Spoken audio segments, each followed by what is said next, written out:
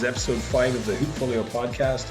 In this episode, I'm talking to former Irish international and founder of Sport Dream Academy, Paul Cummins, on his journey and how he's giving back to the game with his academy.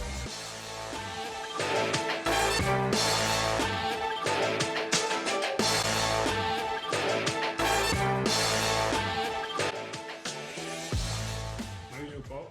Thanks for coming on. Yeah, happy to be here, Mark. Cool.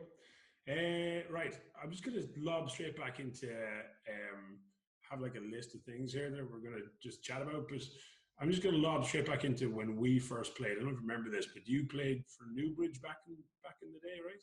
That's right. PBS. Yeah. Yeah. Do you remember under 14 playing us in the schools? I do. Yeah. I do. No, I do. Yeah. Semi-final? Huh? Semi-final of the national. I think it was semi-final. I want to say semi-final. And Yeah, of the All Irelands, wasn't it? Yeah. Do you remember this? Yeah.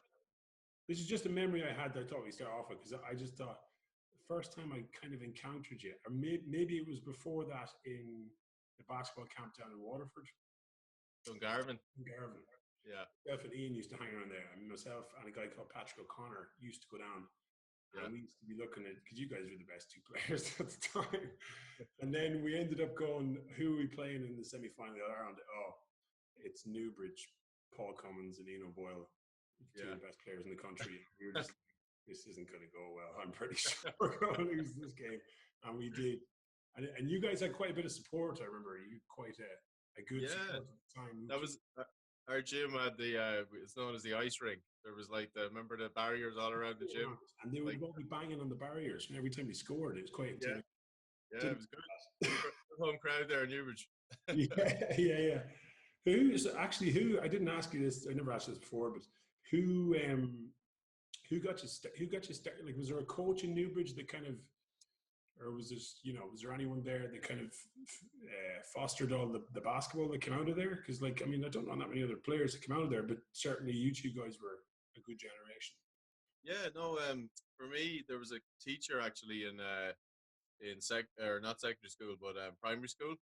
So I got into basketball through him. He's actually a really good teacher, but he was into basketball and into he taught me how to play the guitar too. So I owe a lot to that man. Joe O'Connor was his name. He kind of got me into it. So I was big into football and soccer and that, but around 5th, 6th class I got into basketball because it was just, I fell in love with the NBA, and Joe was a great influence in that. So he was the guy that got me going. And then in the PBS, our coach was a guy called John O'Donovan. Just from there, just kind of took off, kept going. I just had another thought. That's interesting that guy taught you the guitar as well, because remember one night we ended up playing the guitar. Do you remember that? I was like, multi-talented guy. You also played soccer in school. I'm sure someone told me you played for the national team in goals. I don't know if that's made up. Is that true? No, that's definitely not true. I don't. I think Emmett Donnelly might have done that. All right. No, I did play soccer though. I was a Niall Quinn type. Just kind of try to get the head on the ball. Yeah, underage. You were probably tall enough underage, and I think I would say you were like 5'11" when you were 15. I'm pretty sure. Yeah, I was. Yeah, about I was pushing 6 foot around 14, 15. So that helped, and I was, skinny, and said, "Feck it, I may as well play some basketball," because I think it suited my physique at the time. Yeah. No, I remember you were underage. You had more athleticism actually than a lot of kids. I remember seeing you playing down in the camp in Waterford, and just being like, okay, this guy can definitely jump higher than anyone under 15. And you were taller than a lot of guys, even at pushing 6 foot as well.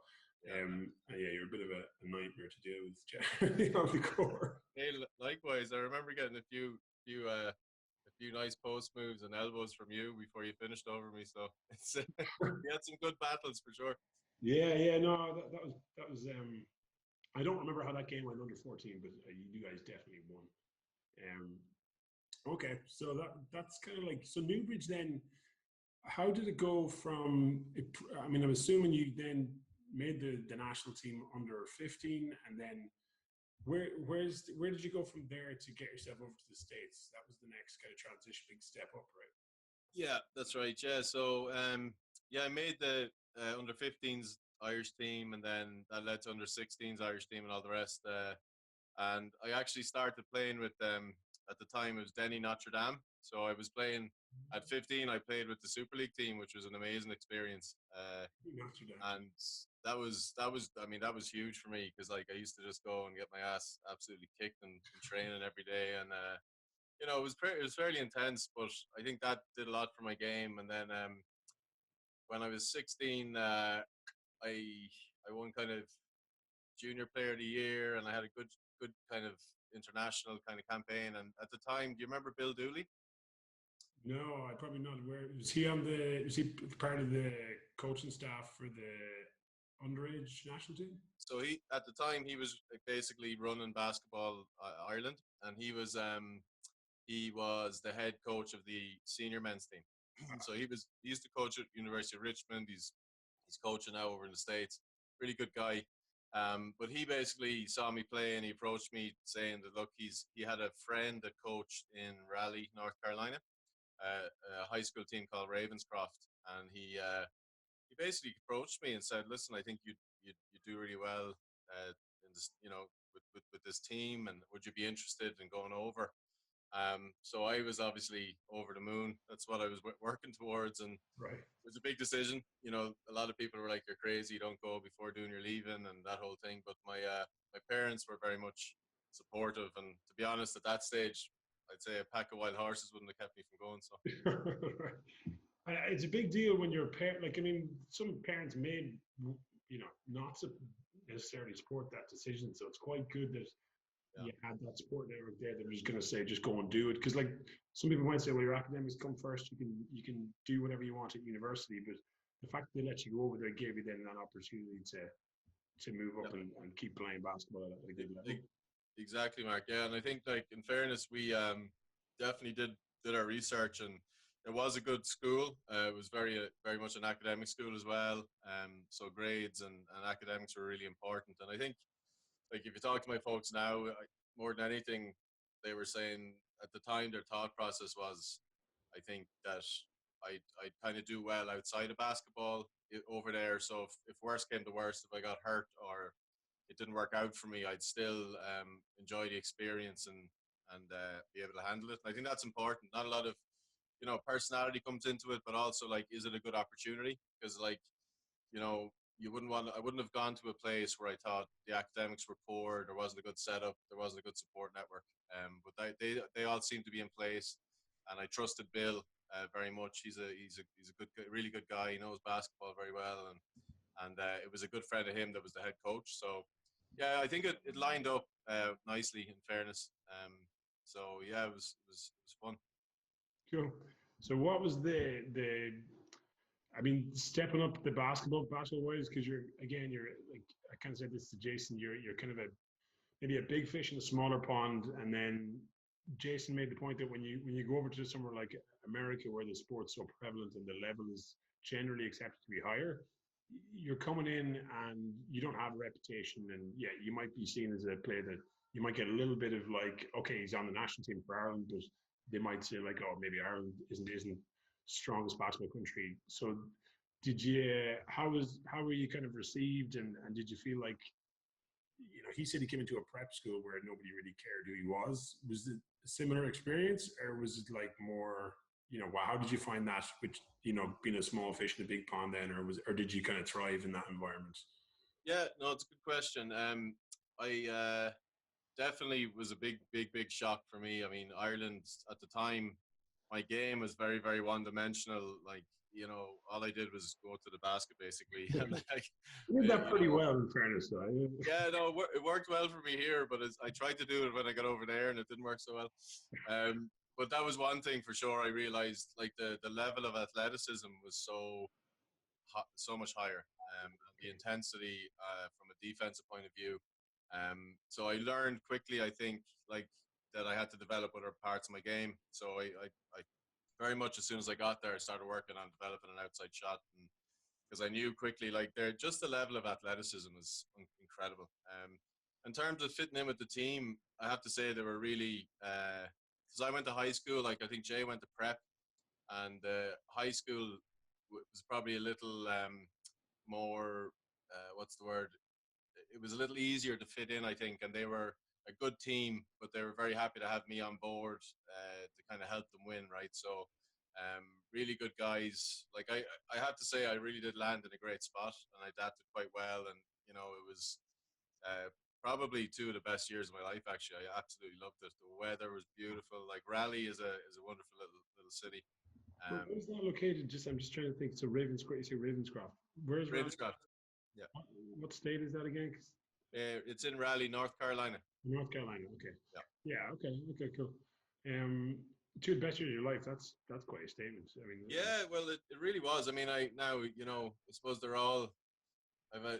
You could look back and say, God, that was the best year. There's so many. I've been very lucky in that regard. But just in terms of the excitement of it all, I think, like, so going from, all boys, PBS environment where you're walking down corridors getting digs and just trying to stay safe before your next class, and then I walked into this place and it was Jesus. You're wearing like shorts and t-shirts, and there's beautiful girls walking around the place, and teachers are so friendly, and it was just it was an incredible experience.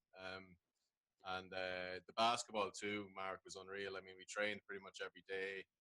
They had their facilities at a weight room. They had the main court could hold about 4,500 people, and there was practice courts. I mean, I thought I died and got to heaven. So it was great crack.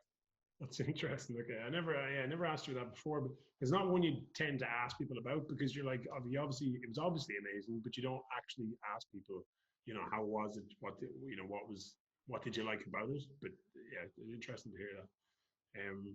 One of the things actually that I was picking up on was were your games over there, were your games videotaped? So like underage, was there a lot of footage there coming out of that high school that kids would then use for college? And did you see that in other high schools that they'll have multiple cameras in the hall and there's that kind of thing? Because something that keeps popping up in podcasts. Jordan Blount mentioned this. He mentioned that the coverage in this country. I'm just trying to kind of compare like what say in Ireland exists now, what is over there, and like maybe a best practice situation, because it seems like that if you do have talent underage and it's not getting captured in video or whatever the mechanism is, it's very tough then for someone to go and put that on a platform. And I know that's something we'll get to it with the STA Academy that you've kind of brought to life a little bit. Yep. Was that something in the high schools that you saw that was there, in any of the games or all the games that you were playing?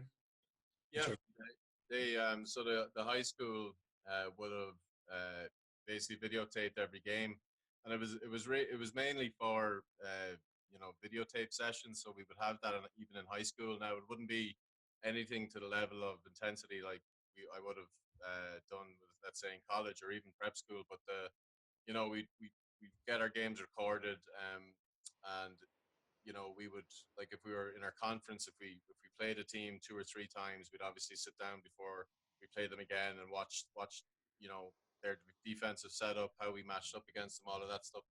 So that was really helpful, and certainly as well, I suppose the other thing is that because all those games were captured, if you had a good career, you had good footage there, and the school I was with were very good at kind of splicing together clips and kind of getting them out to college coaches and stuff. So that, which was great. I mean, my coach in Ravenscroft he was a former point guard for Duke, so he was a really good player himself. Bit of a legend of a coach in North Carolina high school basketball, but he had a lot of contacts and he was quite helpful. And that's another big thing kids should keep in mind before they go, is how supportive is the high school or prep school coach going to be in terms of helping you get to your dream, which is play college basketball, assumingly. So it was a different standard for sure. There was assistant coaches. I mean, I didn't even know what an assistant coach was until I got there, really. So he had the head coach and there was 2 assistants, at the high school level. So it was a big step up. A lot of hard work, and it was difficult transition to, Mark. I mean, it's never easy leaving home, as you know well, and leaving Ireland and your family. Um, but there was so much opportunity to work on your game. It was just I really loved it. Yeah, it sounds like a kind of a perfect environment to try and develop. And if you're, if you're trying to develop the basketball, Yeah, yeah, it's interesting you say about assistant coaches because over here it's generally you have a coach and he's doing it voluntarily. Like Jason was mentioning again, that you get paid over there. It's a full time job. Whereas over here, the assistant coach is, Jimmy's dad, or he's driving you to the games or whatever. He's doing the water. You know what I mean? Like it's not at that level yet, I suppose. no, It may not get there. That even at the high school level, it's very tough to ask people to, or to even have the funding to pay for a full time coach. that's it. It really comes down to funding and infrastructure. I mean, basketball obviously is not it's not one of the top sports here, whereas in the US it is. And the money that's pumped into it is phenomenal, really.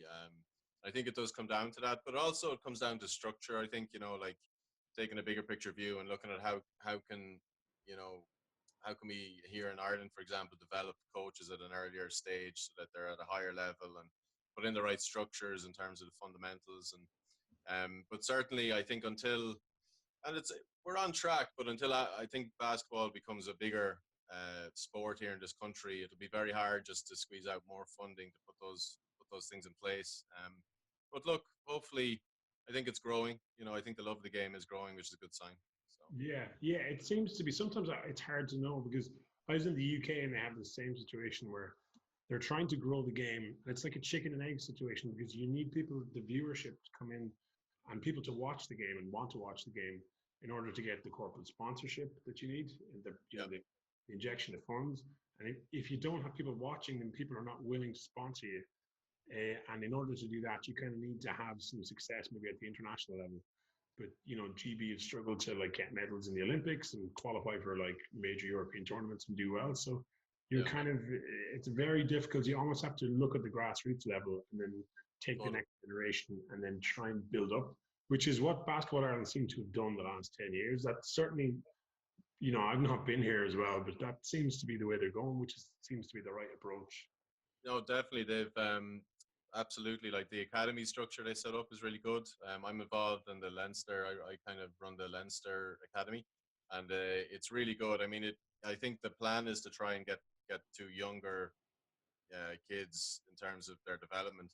Right now, it's under 14s is the start, and then it goes to under 15s, and that leads to the under 16s national program.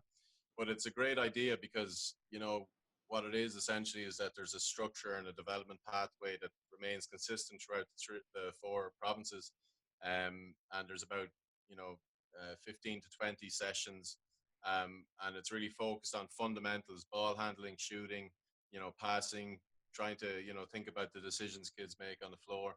And that's already bearing fruit. Like you can see, there's a much better consistency because in the past, without that, you'd get patches around the country that would have good players, but you wouldn't get that kind of baseline standard that what you'd expect from the best, say, 100 kids in the country.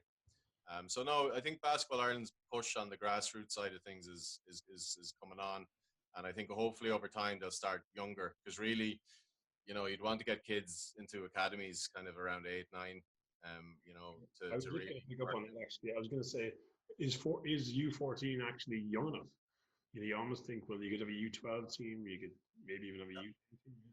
Yeah, I agree. I think that's probably what needs to happen in terms of now. It would have to be a slightly different structure, more based on fun and all the rest. But if there is kind of that talent identification process at an earlier level and just getting kids into the system, all around fundamentals, I think really you would be looking to try and ideally start them younger. It really at 14. I mean, it's great now because it's much better than what was there, which was nothing. But at 14, if you don't have some of the fundamentals at that stage, you're already behind the curve. So. Yeah, I mean, I'm sure in Europe, some of the kids are super talented at 14 already. You're almost late to it at that point. Yeah, totally. Okay, cool. So then after high school, did you go to prep school then after high school? Because I don't know this part of your story either. But yeah, tell us about that then, the kind of jump, or how did you make the decision of which prep school to go to, or Yep. So what that was, basically coming out of Ravenscroft, had a good career there. We lost in the state finals my senior year. That's the only shit stain on it. But, you um, also, but did you lose by like is it a close game, or did you kind of get blown out? it was a close game. Yeah, we played kind of Charlotte Christian. They were the best team in Charlotte, and we were the best team in Raleigh.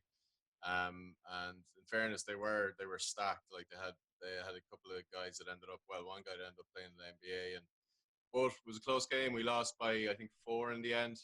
So that was I still have nightmares about that game, even Yeah. though we actually played well. But they actually had a guy that we didn't even think about that came in and hit like 5 threes, and that anyway. Um, you can still see it affects me, Mark. But after that, after I finished there, I had a couple of scholarship offers. Um, from a number of different schools, and I kind of went and did the whole visit thing, and I fell in love with a school up in Pennsylvania called Lafayette.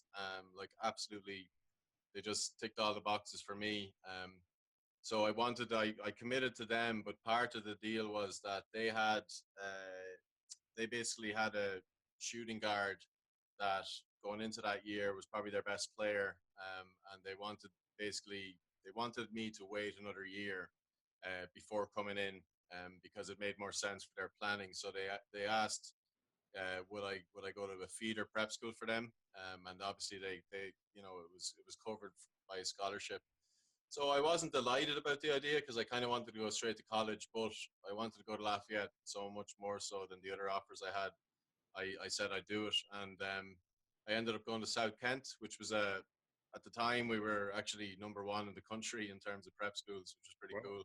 We ended up being 20th because we didn't really mesh well, but the team was incredible. We had like 7 guys that went to play Division One, 2 guys that went to play in the NBA on that team, so we were pretty good.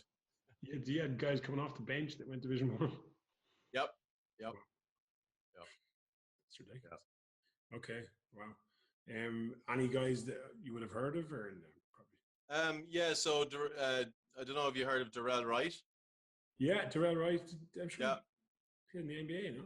yeah, he did. Yeah, so he won a championship with. He was part of the team that won a championship with Dwayne Wade and Shaq. So he was part of that Miami team. So he was literally he was in the room opposite me in the dorms type of deal. He was a good teammate of mine.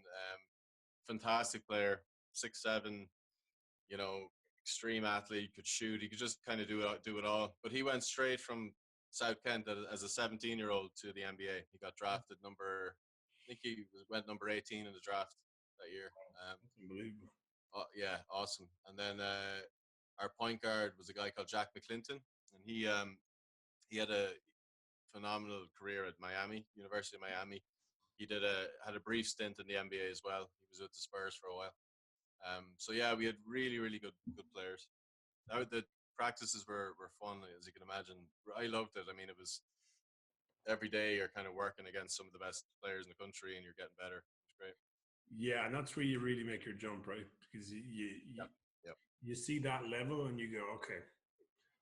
And then you if you're competitive, then you're going to want to compete and you're going to want to get better and improve. And Exactly. you pick up stuff, everything they're doing, you're picking up, right? You're kind Yep. of you're soaking it all up. Yeah. Okay, Exactly. I didn't know that part of your story either. Okay, so then after the prep school, then you got to go to Lafayette. Was there anything in particular about Lafayette? Like academically, it's very good, right? It's in the Ivy League kind of, Patriot Yeah. League, Ivy League schools. Yep. Was that was a big attraction then, the big part of it? Because I mean, that's something that's a factor, that people. Oh yeah. When they're, Hugely important for me was that the academic side. Like I wanted to go to a place that had good academics, good basketball. It was a small school, and when I visited it in May. It was May. It was a beautiful sunny day, beautiful campus. I really liked the team. Like, so when at a visit, you obviously play with the team and you get to scrimmage with them. And I just liked their kind of culture. Um, so yeah, that it just kind of ticked all the boxes for me. They had a head coach that was there for years. He wasn't going anywhere. He just signed a 10-year contract for, I think it was 3 or 4 million or something like that. So I was like, right, I'm going to be secure there if I go there. Um, because a lot of times, like if a coach just has a year-by-year contract and they bring in players and then he's gone, the new coach comes in and they may not want the players he had. So that's something to keep in mind for any kids that are deciding to go to a college to play. But yeah, it just kind of ticked all the boxes for me, and yeah, I loved it. Absolutely loved it. Cool. Was it in Lafayette? Did you? I mean, your knee injury. It wasn't at the university that you sustained that, was it? No. I was or sorry, it was actually. It was my junior year. Yeah, I've been actually relatively lucky, I think, with injuries, but I did have a bad knee injury my junior year. I kind of did my MCL, and my right knee has never really been the same ever since. Unfortunately, so it did impact, I think, a bit of my athleticism. But the that junior year and then my senior year, I broke my wrist. So unfortunately, because in college, like usually your especially your senior year, your best years, and it was the case for me. But I did get injured both years, which wasn't ideal. I didn't know you injured your wrist. Yeah, I just remember you mentioning your knee. I wasn't sure if it was your junior year, but yeah. So you injured your wrist as well in your senior year. Like, yeah, I did. Yeah, we were having a great senior year. We were 6-0 at the time in conference play, and I think our record was like 15-4, something like that. And I was starting. I was averaging like 12 a game. We had a really good, like, we at that stage, I think, were we really favourites to kind of maybe win the Patriot League. And literally that January, or it was early February of that year, um, I broke my wrist, and then another really important player in our team damaged his ankle really badly. So we lost two starters like that, and yeah, unfortunately we didn't win the league, but it was a good year as well. All the same, I actually ended up I was out for about a month, and then I probably stupidly decided to come back and finish the school, or sorry, finish my senior year as a player. Like, so I just basically would get physio and cortisone shots, stuff like that, just to get through it. And then when the season ended, I got surgery. But in hindsight, it probably wasn't the best idea. As in, you came back too early and it didn't rehab it properly, all that kind of stuff. Yeah. And sometimes then I don't know, I'm a doctor, but it's scar tissue sometimes cannot heal properly, and it stays with you, the pain sometimes and stuff like that. Exactly. Yeah. All right, cool. So after that, what was your degree in? It was in. Yeah, I did. I double majored at Lafayette in psychology and music. Yeah. Ah, right. I didn't know you did music as a double major. Okay, well. So did your instrument was guitar? Did you do anything else? Yeah. So, well, one of the big reasons I said I double major is because if you major at Lafayette in music, you got free lessons in an instrument of your choice for your whole 4 years. And I always wanted to learn the piano, so I started learning that as well. That was to be honest, that was the main reason I double majored. That'd be a nice thing. Free lessons over 4 years, happy days. So you still play piano? I do a little bit. I don't have one, unfortunately.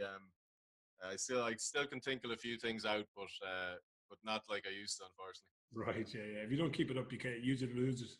Exactly. Yeah. Big time. Okay.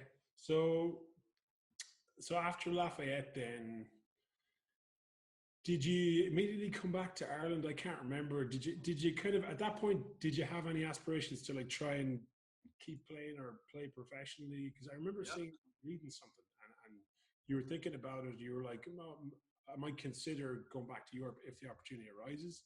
Yeah. I remember that part of the story. So. Yeah, no, definitely. I was on, like at that stage, I was with, during the summers, I was playing with the Irish national team as well. First year under Greg Gurr and then under JLR Naga, and that combined with Lafayette, injuries aside, I still had a good senior year. So yeah, after I graduated, I got an agent, and basically, played professionally for a while. I had a couple of contracts that I didn't take because they didn't sound appealing.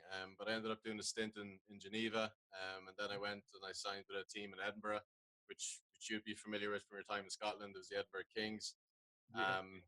And then a little bit of a stint with the Scottish Rocks. So I kind of played professionally for 3 different teams, and ended up then coming to Belfast at the time. The Ulster Elks had a good setup where you could get your masters. I chose to do an MBA, which was covered kind of as on a scholarship basis, and then they put you up in a house and looked after us. We didn't have a great year now, unfortunately, but that's when I made the change over to Ireland. So I was in the north for a while in 2010, and then I ended up coming down south in 2014. Okay, yeah, Scotland. I remember. I was there for years at university, so I just knew a lot of the same people that ran into you. Yep. And I went back to finish my degree, and then a lot of people were like, "Oh, Paul Cummins was over here," and they loved you.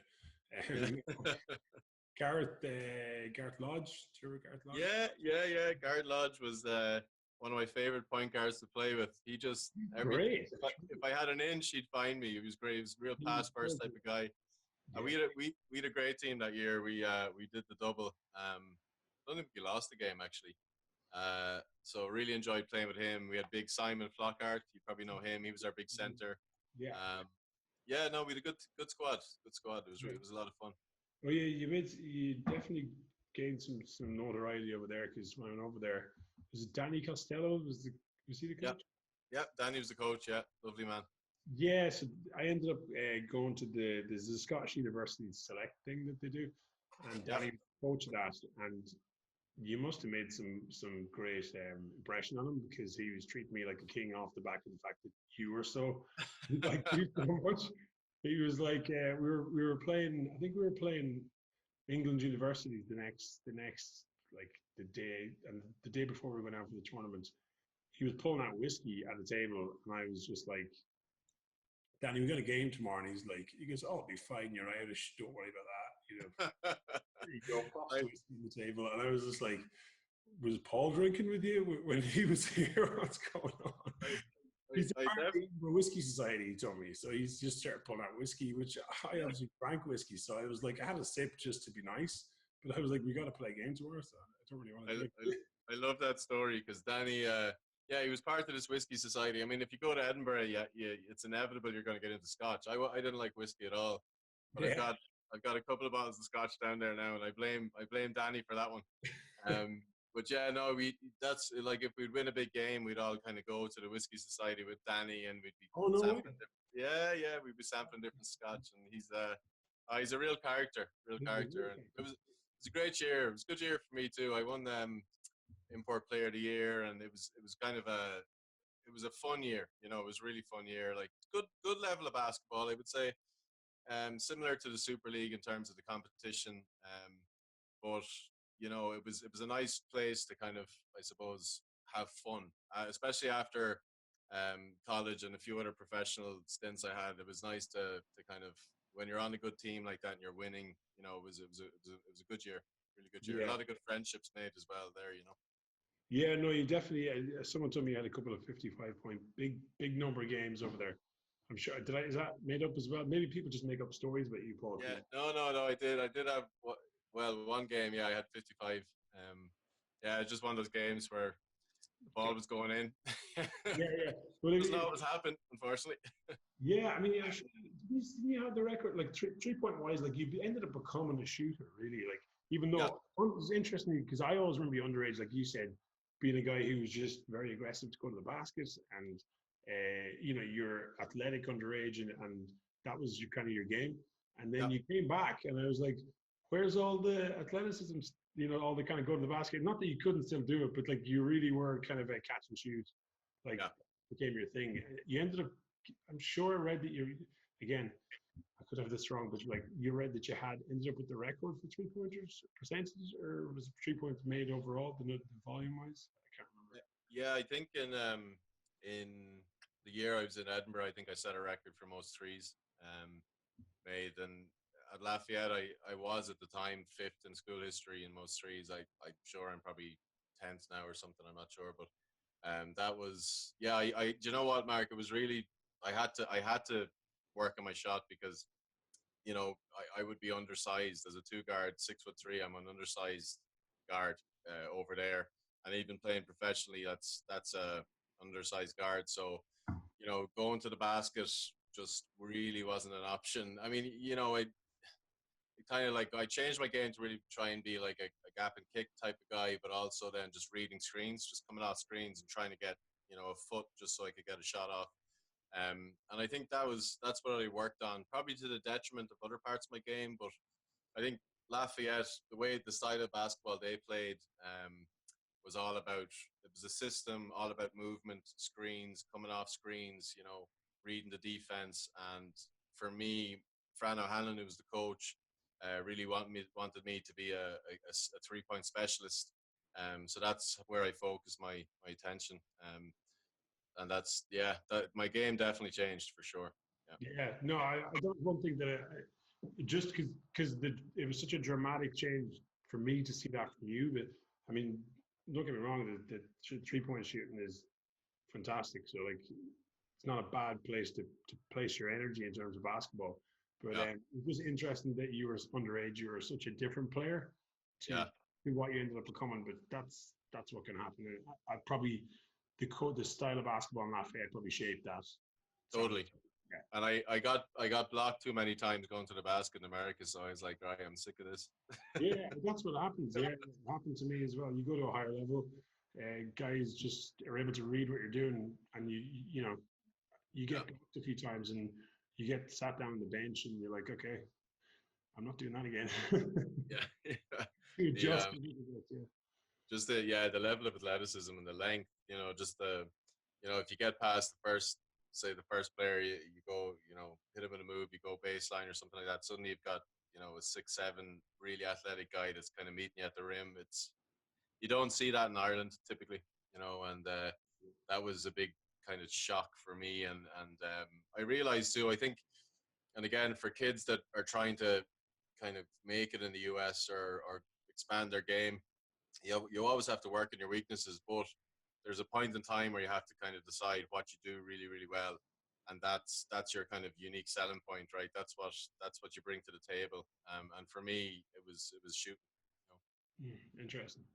Yeah, and just on that, I mean, a lot of times as well, if you are a good shooter, like if you take the extreme example like Steph Curry, because he's such a good shooter and he's catching it, and the first thing he wants to do is shoot, it almost gives you an extra step on a guy to go around him. So you do have it opens things up because people are so aware that you're trying to shoot it that you can just almost throw an eyebrow up and people are trying to close you out and you can go by them. So being a good shooter actually opens up a lot more. Absolutely. Whereas if you're one-dimensional, then if you're just driving all the time, then it doesn't necessarily have as many other options. Yeah, exactly. I mean, that's why you see the best players now. I mean, the likes of, like, you see what Luka Doncic is doing. He can do everything. So he's unguardable essentially because he reads the defense so well, but the defense never knows how to play him because if they lay off him, he's going to shoot it and make a shot. If they get up on him, he's going to go around them, and he's such a good decision maker. So it does help though. I mean, the defense has to react. If there's a good shooter, like it'd be the same when we play a team with a couple of good shooters, we really have to focus on them, and that frees up other options as well. So yeah, it opens stuff up a lot. Yeah. Okay, so you talked about Scotland. So at what point, kind of in the journey, then did you moved back to Ireland, and was that when you started to look at the Sport Dream Academy, the SDA part of it? Like, when did that start to come in your head, and did it kind of just start as a? Did you always have it in the back of your head, like even at university, that you might want to go back and do it, or how did that? I used to come home back to Kildare and run kind of camps. They were called Hoops Clinic, and they were for kids. And I used to love running camps. It was a good way as well to make a bit of cash to on the side to bring back to college and such. And but I really enjoyed kind of coaching at that level, and then SDA was always an idea I had, because when I think about at the time for me, there was like I was very lucky. I obviously worked hard in my game, but if it hadn't been for Bill Dooley, who was in Ireland at the time and recognized that there could be an opportunity for me, I wouldn't have got to the States. And really, honestly, it was the best 7-8 years of my life. I very much formed a lot more than just say basketball for me, and it was such a great thing. And I know there's fantastic athletes in Ireland, and I was always, for me, it just didn't. There was something missing, and for me, I think it's that bridge. It's the bridge between good talent in Ireland and like getting them in the shop window. Basically, having coaches in the US aware of the talent that's here in Ireland, which there was no, it wasn't organized. Any kids that ended up going to the States, it was essentially through contacts or a bit of a network or some luck. So I just wanted to formalize it a bit more. So in 2013 is when I started it. Oh, okay. That was the first camp in 2013, and I've run it ever since. It's not going to head this year, unfortunately, because of coronavirus. But yeah, it's been a really, really good initiative, I think. I haven't been able to put as much energy or time into it as I probably would like, because of other kind of business interests and things I have going on. But I think it's certainly added value. I've helped a lot of kids, I suppose, get to the States, just by being seen, and I think that's the important thing, and also exposing them to what it's like, to play at an elite level in the US. So part of the camp is that I'd fly over American coaches who've coached at the Division I level, so that the experience at camp is very intense, and I think it's very much a wake up call for a lot of the kids, kind of saying, "Oh God, I really need to work harder if I want to go and develop my game and kind of go further." That's brilliant. Yeah, no, that's amazing. I didn't actually realize you got them to kind of come in and talk about the experience over there. But I suppose a lot of these kids would be the best, again, big fish, small pond, but to make them realize that the level over there and I guess the amount of effort that kids are putting in over there to get to that level, if they want to compete, that they have to take it, almost to another level, with the training and the focus and maybe they're 100. They might think they're probably coasting because a lot of them are very talented, but they're in a very small area, and in that area they might be the best player, or in their club, and maybe even within their province or in their region, and even on a national level they might be a good player. But I mean, there's 52 states in America, and you've got everyone's in the size of Ireland, so you've just got a much bigger pool of talents. And when you go over there, you're inevitably going to meet a lot of players that are like on a different level. The coaching is obviously better too. Yep. And I think you could safely say that they're, even things like S&C and nutrition now, they start at an earlier age with that kind of stuff, so they're ahead sports science wise. Big time. That's certainly what it seems like, right? Big time. Like the absolutely. Even at high school and prep school level over there, like there's obviously a range. I mean, there's a lot of bad high school teams. There is, and that's certainly the case. But when you take the population size and the emphasis on sports, the facilities, the coaching, the S&C side of it, the nutrition, like they're just way ahead. And even at that, like there's an interesting statistic that only 1% of high school basketball players in the US end up playing in college, and that's Division I, II, III, NAIA, the whole works. So it's extremely, extremely challenging. I mean, it's next to impossible if you're playing in high school as an American to play in college. Never mind, playing in Ireland. And that's why it's such a hard thing. So the exposure aspect, just getting good Irish players on the map, was what I kind of really wanted to try and do. Like the SDA is really first and foremost about getting better. If you bring all the kids who are top players in their province together to compete against themselves, you do see them improve. Obviously, bringing in coaches that kind of put them through their paces in terms of elite coaching is a real benefit as well. And really, the bonus then is that they may actually end up getting some interest from college coaches, but that's kind of the end result. And I think the other part of SDA really too, Mark, like is setting expectations. I think a lot of players probably think they're good enough to play in the States, and maybe after SDA they realize, okay, I might have to change those expectations to a degree, or also they don't, if they are good enough, they don't know how to get over there. Like, for example, how do you take the SATs? Well, you can actually take them while you're here in Ireland, but there's only one place you could do it, and at certain times. So it's trying to inform parents as well, more so than kids, how the process works, how if you do get an opportunity, you should do your research. Don't just jump at anything because it may not be the right opportunity. So it's a bit of a education as well, I think, to try and help people understand how it works. Yeah, that's interesting. The education part. I think the 1% stat is interesting. I didn't know that, but it just shows you the level. And then even then, I'm sure there's really low percentages that end up getting the NBA, like the top X percent of Division I players only end up in the NBA, and there's 300 spots every year, whatever it is. Yep. Like it's without crushing people's dreams. You kind of want to inspire them to go and play it at a high level, the highest level that they can play at. That's it, yeah. Goes and focus maybe on, like you said, like the process of getting better versus the outcome of where you actually want to. Exactly. The process is key, and a lot of kids that come to SDA, like what they're looking to do is make an Irish team, or make be the best player on their club, or make a Super League team, for example, and that's perfect, because that's the goal for them.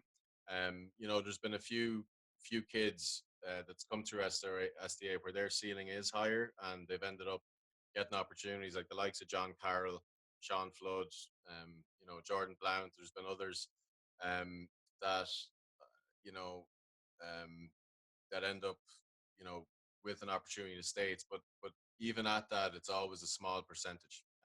But at least I think the big thing for SDA, like, we're not, once we release the highlights, it's just to get interest, and we would basically, every kid that comes to camp gets a highlight clip, and that's sent to a large database of coaches that I would have through my network, and each player gets a profile, and it's just getting their name out there. But that's where I completely step away then. So it's an educational piece, working hard, developing, putting them in the shop window, and then if there is interest, it's up to the coach to connect with the player, and that's the whole idea. Because I think I don't think, like, the whole idea of being an agent, that never sat well with me, especially in Ireland.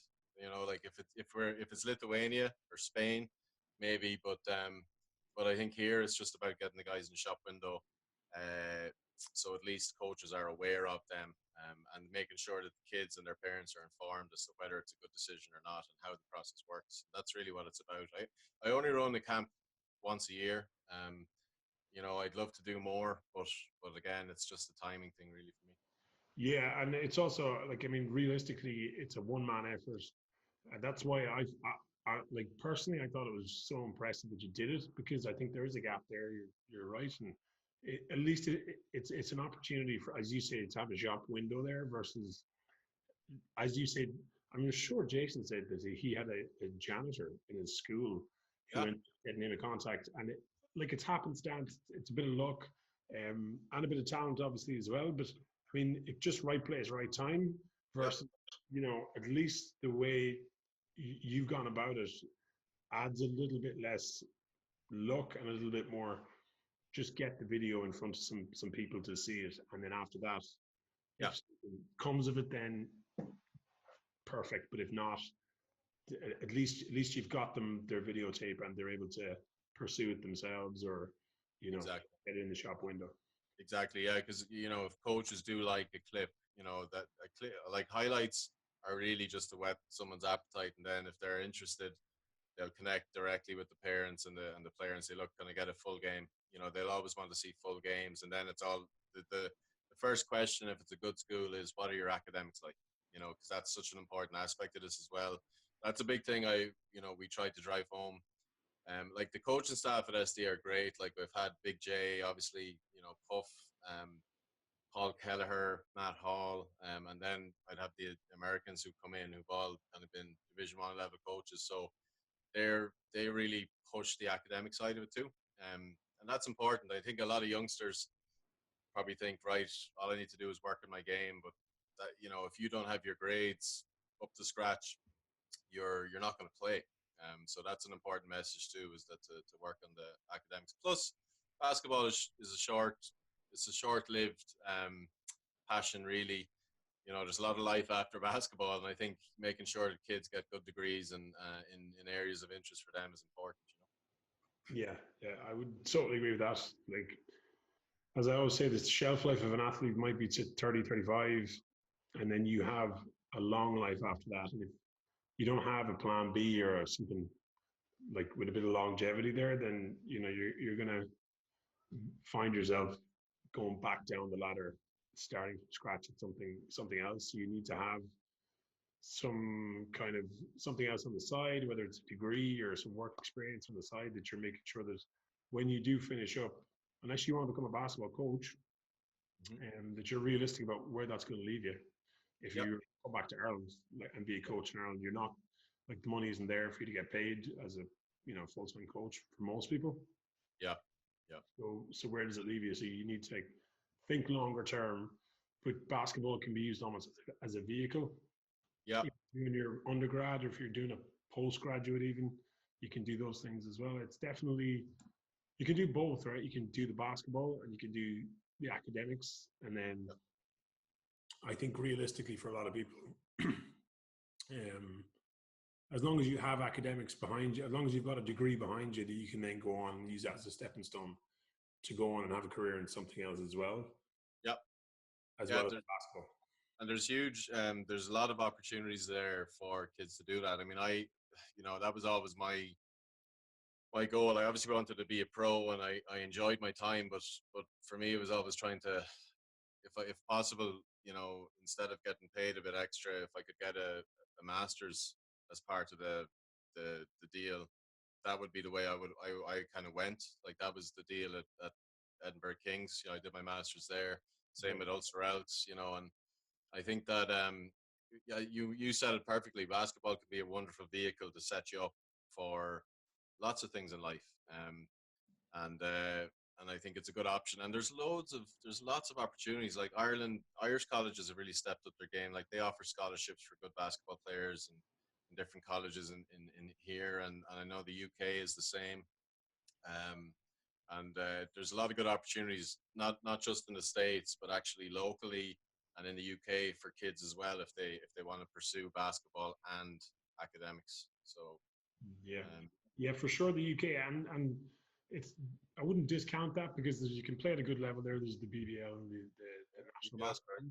And a lot of these clubs have connections to universities, and they offer postgraduate courses. And then some of these postgraduate courses have connections to corporate, and you can very quickly find yourself in a really good job. Loads of opportunity in the UK in terms of, like, having a career in corporate, if that's what you wanted to do. And basketball, a lot of times there's a connection with these universities through postgraduate courses. It's just another pathway that you can find yourself working and doing whatever you want and not having to pay for a master's. It saves a lot of money. I mean, you're talking about, I think, 14K, sometimes 20K for masters, and include the accommodation that you're going to get. And I mean, for Americans, I think it's more. It's like 50K. So the opportunity there in terms of money, it's 50K. That's actually a lot of money for an American to come over here and get a free postgraduate. It kind of pays for itself in a year. So the way they're looking at it, it's kind of a throw them in the back of a lecture hall for the university, but the player themselves gets a free master's. It's a huge money saver. Yeah, big time. That's definitely a good option. There was something else I wanted to mention there about the SDA, and it was just something that came up today. I was talking to Darren McGovern, the coach, and he was saying that, back to the videotape stuff, we kind of had a chat about it just before your call. one of the things that he mentioned was there's I think this is correct now. I don't want to say the wrong thing, but that there's child protection laws and now at the moment for underage videotaping. There's you have to have permission from like the other team, and a lot of times they don't get videotaped. And it was just something that again keeps getting brought up. Jordan brought it up too that his brother is trying to get videotaped for his games and it's not there. So what do you think about that? Do you think that's a? I mean, as soon as I heard that, I was completely surprised because they're starting to videotape the men's games, which is great. But then the underage guys, it's not there. And like you said, your academy has your sports academy is once a year, but in the underage Super League games, the under 18, is that something you think might be a barrier at the moment for younger kids? Yeah, it's a tough one, right? I mean, it's so important. Obviously, the child protection emphasis is key. And there's the whole GDPR side of it as well has really kind of come in obviously last year. And like for SDA, we there's a form signed by part of it is that parents agree to allow their highlights be taken of their kid and posted on YouTube and sent to coaches, and that's important, I think, to get that permission. But in terms of the games, yeah, look, the reality is it is like if it ends up that no good promising athlete can get footage of their games because of this, I think that's not right either. So there's probably a happy medium somewhere. Maybe it does need to be based on permission and kind of formalized more than likely. But I definitely think, like even if a kid, for example, who does really well at SDA and has that highlight and a coach might say, God, I like that. I'd like to see more. The first thing they're going to ask is, can you send me a full game? Right. So yeah, like that is a potential issue. Yeah. That's a good point, actually. You're right. Just from starting to help Darren look at some of the players for Aina and see the highlight tape, and you're like, okay, is there a full game? It's first next question, right? Totally. You want to see everything. You want to see how they read plays. I mean, highlights are just the tip of the iceberg, and it's obviously you're just going to show all the nice parts, but you want to see a full game. Yeah. To understand what type of player you're recruiting. Interesting, yeah. And as you say, it was probably a balance there, somewhere between the child protection and being able to get the footage that probably needs to be agreed at a higher level. Maybe if it's an exception for basketball games, because it's obviously legislation that's brought in across the board, but it's been applied in certain circumstances where it's having a detrimental effect on, younger kids being able to, have some kind of video footage that allows them to expose themselves to colleges, stuff like that. Yeah. Interesting. Okay, that's quite interesting. Okay, we've been going for quite a while now. So I've got 3 set questions for you here. Okay. Put you on the spot, right? Your favorite Irish player to play with, and this can be, or it can be, Irish player. Go Irish player. God, to play with. Yeah. Okay. Jesus, there's a big list there.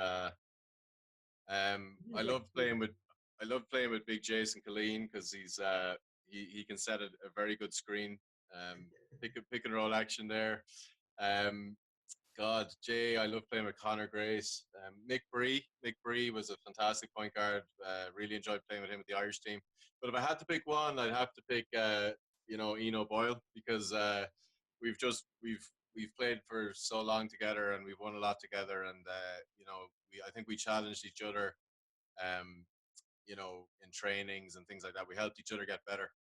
But there's it's a big list. Colin O'Reilly, really enjoyed playing with him because he's a really good player. So yeah, but I'd probably say Ian. Yeah, that's fair. Yeah, is he in Australia now? Is he? Yeah, he's in Oz. Yeah, he's doing his thing over there. Four kids, 2 sets of twins he has. That's right. He's a busy man. He's going for a basketball team, I think. Must be all the sunshine. Okay, this is a good one. And I just kind of make these up before I go on the podcast. So, guys, I'm making an assumption here that you're actually watching the Super League, so might catch you here. But guys, you're enjoying watching the Super League. I could probably pick one of them that you might say. Oh God. If you're watching it, if you're not watching it, that's okay. Yeah.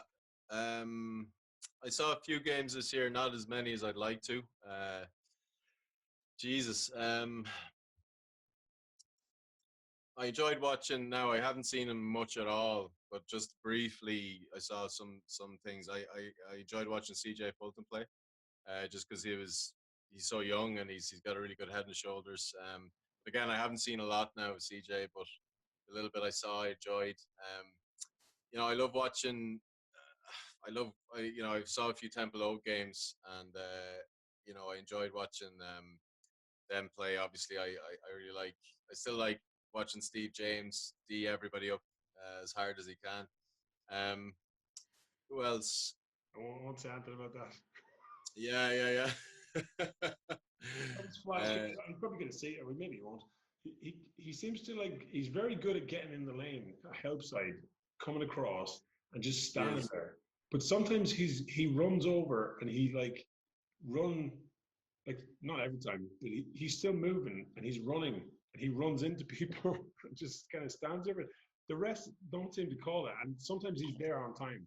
But sometimes I'm sure he just run over and put his body completely on the line. He's unbelievable. Oh yeah. He's clever. He's a cerebral defender. He knows the little. I think he knows the little cheat codes required to be a good defender. Somebody has to do that, and he's very good at it. He's very good at it. I noticed that. Yeah, absolutely. I like that pick. That's fair. Okay, so CJ, yeah, I mean CJ, Steve on defense. I still like Big J, watching Big J because he's at his age, I'm kind of looking at him going fair play to him, because he's still the dominant big man in the league at 35, which is quite extraordinary. But I'll be honest, I'm probably missing a bunch there, Mark, because I haven't seen enough Super League this year. Yeah, no, they're three. I think they're three solid picks. That's fair. Okay. Maybe a little biased. The two of them were Temple Oak guys, but there you go. Well, probably because you've been to the games because you played for them. That's it. You guys won a championship, right? Yourself, Connor, and yeah. So I was delighted with that because I played obviously Super League before I went to the States, but I always wanted to win a cup in a league, which I didn't have. But I played in 2015, 16, 17, so those 2 seasons, and we won the cup the first year, and we won the league the second year, and then I hung up the boots after that. But, What? Nice way to finish up. Nice way to go.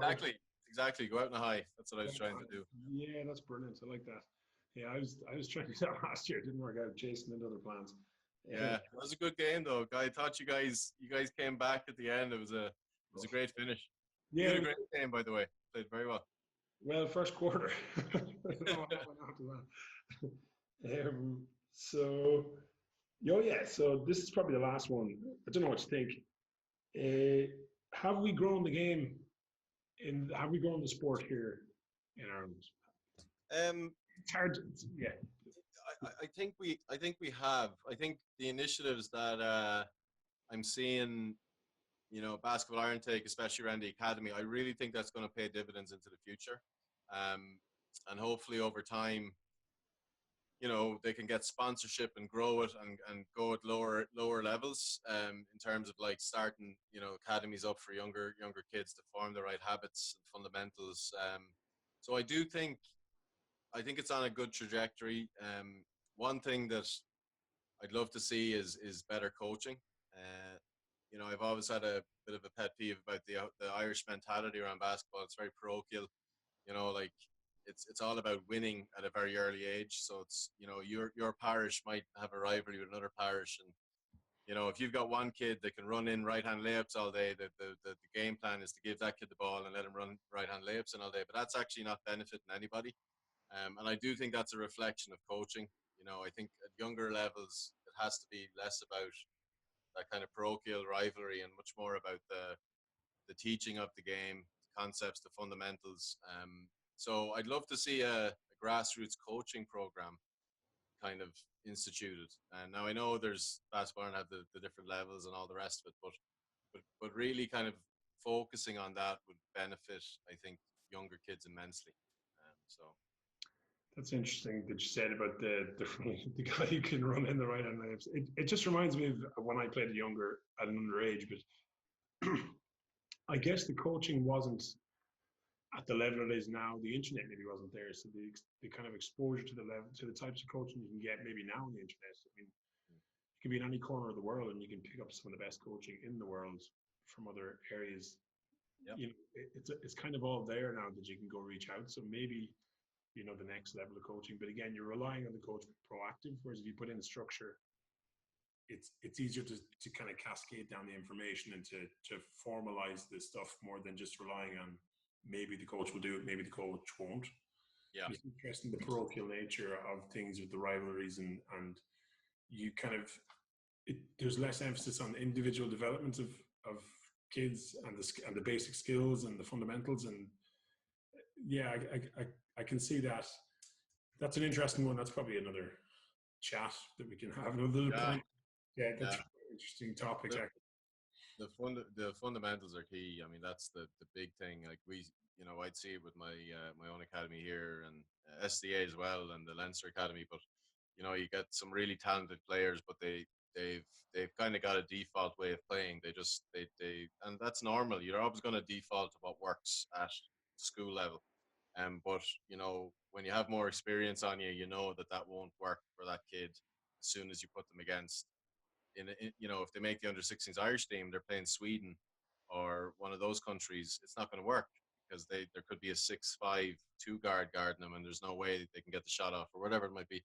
So I think the fundamentals, like if young players can use both hands, have really good ball handling skills, fundamentals around shooting, can hit an open shot, make good decisions, like that, they're all critical aspects that need to be focused on just at a younger age, really, and that is down to the coach. And again, I think it comes down to a coach understanding that that'll benefit their program or their team longer term, rather than just saying we need to win this game against this team, so we're just going to give the ball to this guy and let him go right all the time or whatever it might be. Probably not a good example, but it's just the emphasis on individual skills, I think, is just critical, because a lot of players come out and they just don't have good habits. Yeah, I think I think you're right on the money. I think looking back underage, how we were coached, yeah, there was a lot of things missed, and then you'd pick them up later of other coaches that maybe had coached at a higher level. And you think, thinking back to, God, I really would have liked to have learned this when I was maybe at under 12, under 14. But there was, as you say, more emphasis probably on giving the ball to the more athletic or talented guy in the team and making sure that he was scoring versus, you know what I mean? Like you're saying, bringing in those fundamentals. And we did at one point in school get an American coach come over for a year, and he taught us like coming off your left foot, left hand layup, like a 1-2, and like jump stopping and just really fundamental stuff that a couple of us, wouldn't have known how to do because we didn't get it taught at club level.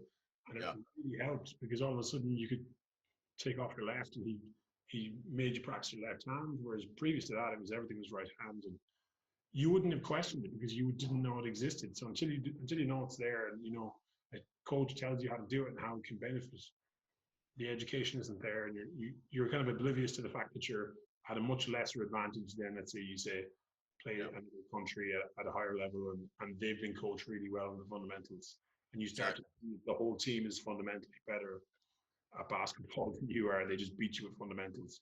Yeah, and footwork. I mean, you mentioned there, footwork is so important. Like, it doesn't matter how big or athletic you might be. If you've got fundamentally sound footwork, you can really add a lot of value. As well as the ball handling skills and passing. I mean, just basic skills like passing the basketball. That's such an important aspect of the game. And a lot of young youth, I'd see anyway, just haven't really learned how to effectively pass and when the timing of making a good pass. So yeah, I totally agree with you. But look, the thing is, I think it's awareness, as you said. Like, there has to be more of an emphasis, I think, on these fundamentals. It starts with the coach, and players will respond to the training they receive in practice. Yeah, cool. Right, that's all the questions I got for you, Paul. Cheers for coming on. I really appreciate it. Yeah, no, I enjoyed it, and it's a good initiative you're doing. So keep up the good work. No, not at all. It's brilliant to have you. Maybe the next time SDA is on, we can have you on after that. Hopefully, we'll be back out of this crazy situation in a month. Yeah, fingers crossed. Fingers crossed. Stay safe in the meantime. All right, cheers, Paul. Thank you.